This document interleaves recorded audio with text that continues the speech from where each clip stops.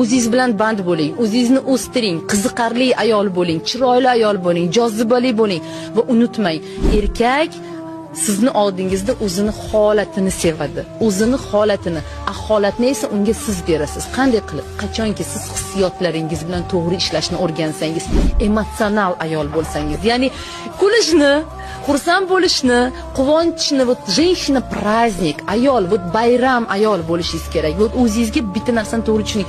Men bayram bo'lishim kerak. Eringiz ishdan shunaqa charchab keladi, o'zi tak mana bu ko'cha, напряжение, mashina, rul, pul, tam boshqa masalalar yetarlicha unga.